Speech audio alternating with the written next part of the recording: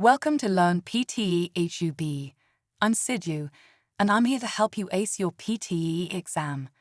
Whether you are just starting your PTE journey or looking to boost your score, you've come to the right place. On this channel, you'll find comprehensive lessons, expert tips, and practical strategies to master every section of the PTE exam. Don't forget to subscribe and hit the bell icon so you never miss an update. Let's get started and conquer the PTE together.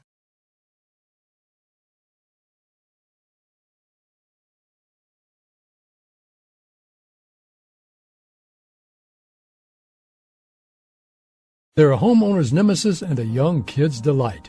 Whether they're yellow flowers dotting an otherwise perfect lawn or white puffs ready to be blown away by a sudden gust, dandelions are either hated or loved by just about everybody. What looks like a single yellow flower growing in your lawn is actually many flowers grouped together.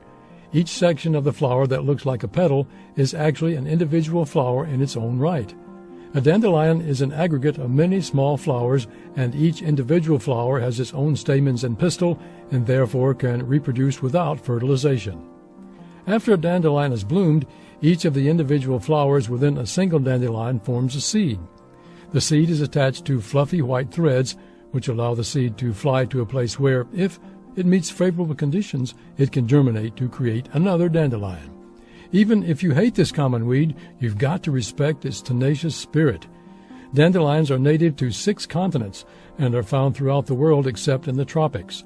Their impressive roots, which can be up to a foot long, allow them to thrive in inhospitable environments like big cities where most flowers and weeds can't survive. Cut off a dandelion at the surface and the root will grow another plant. But dandelions aren't just annoying weeds. They've been used throughout history in a variety of ways. Dandelion leaves have been eaten as salad greens and dried to make dandelion tea, and dandelion flowers have been used to make wine and schnapps. In addition, the milky juice of one kind of dandelion has been used to make a natural rubber.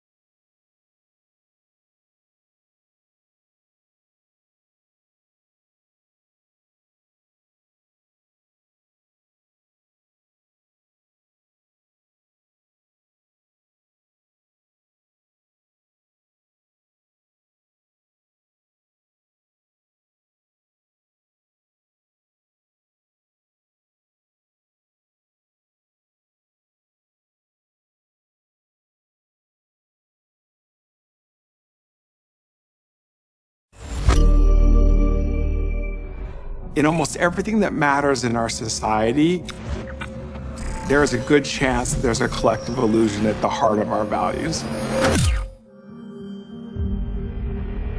A collective illusion is a situation where most people in a group go along with an idea that they don't actually agree with, simply because they incorrectly believe that most people in the group agree with it. Why we're so afraid to deviate from our groups is an evolutionary holdover where it is in fact dangerous to be ostracized from the group. For as important as conformity is to us as human beings, it turns out we're actually not terribly good at estimating group consensus. Your brain assumes that the loudest voices, repeated the most often, are the majority. And so we can get duped by a vocal fringe into believing that that is the majority. And as soon as that happens, our conformity bias can be weaponized into leading us to adopt beliefs that the majority never actually held. And as a result, we get these collective illusions that become reality.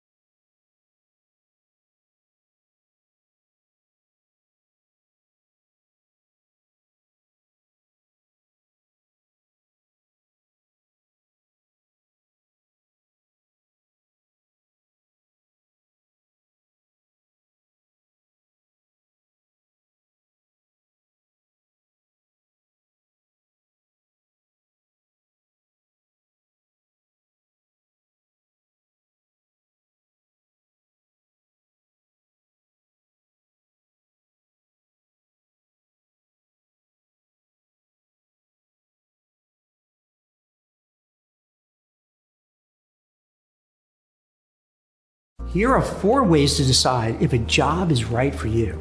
Number 1, prioritize meaning and purpose. Now more than ever before, people are focused on work that is fulfilling, meaningful. They want to find a company that they could share the same values and social causes. Do you find purpose in your work? Do you feel excited when you wake up in the morning and go to the office or work remotely? Number 2, seek challenging work. Feeling challenged at the office or working remotely is essential to learning and growing. You have to ask your boss, is there a path forward? What plans do they have in mind for you? Depending on the answers, you may decide it's time to leave. Number 3, an inclusive culture and environment is more important than ever before. If the company takes care of you and values you, you're going to feel happy. Are your managers open and honest in their conversations? Are they transparent? Are you encouraged to learn and grow? Are you given feedback? Do they provide mentors or coaches and upskilling? These are questions you want to ask yourself to stay or go to another company. Number 4, work balance is more important than ever before. Do companies care about your mental health, your emotional well-being? And are they concerned if you're getting burnt out by working too hard? You also want to know, do I have a path forward and can I grow and build and advance within my job right now?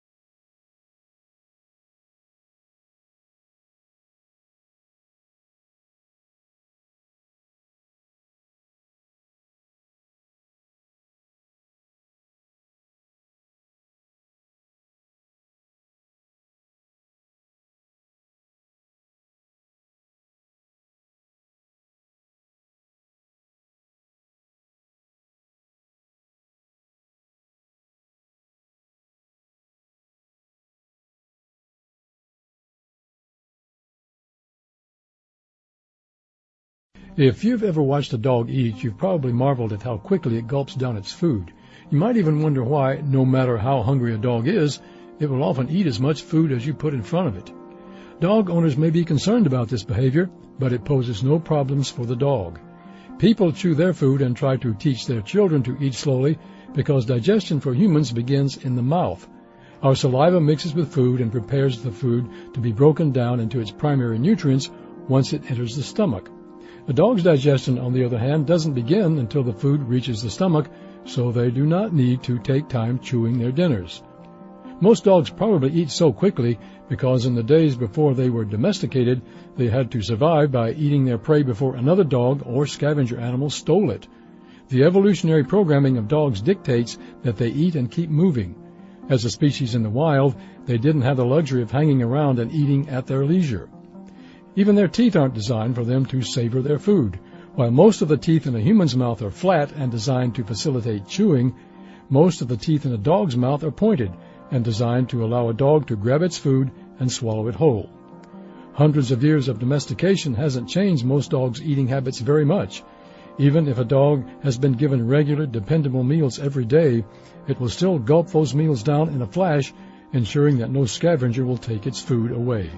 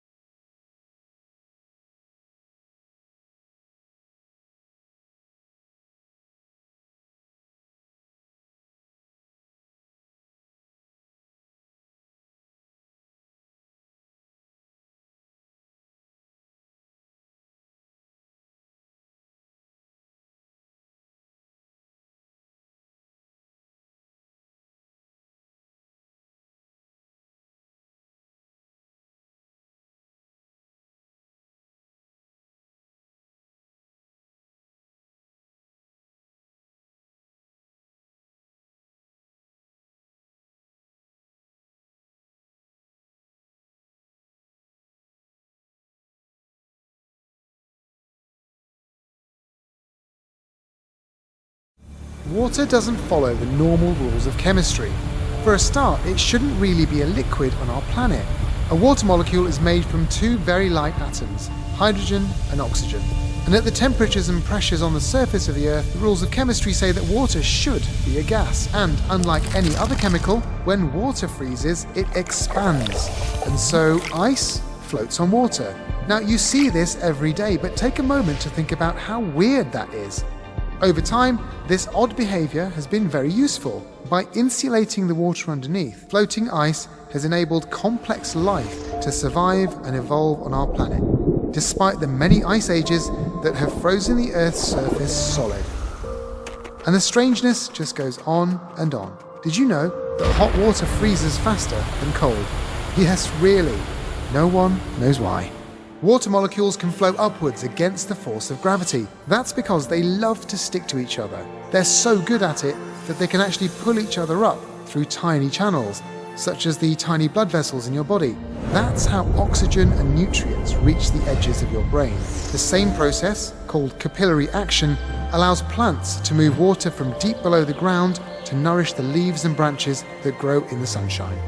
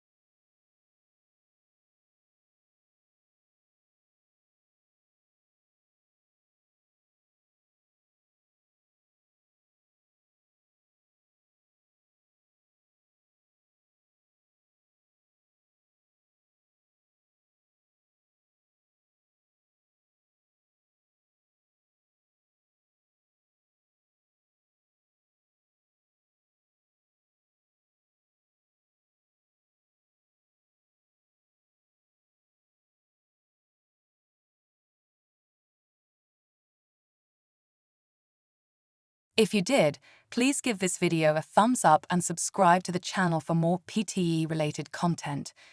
Don't forget to leave a comment below letting me know what you think or if you have any questions. Thanks for watching.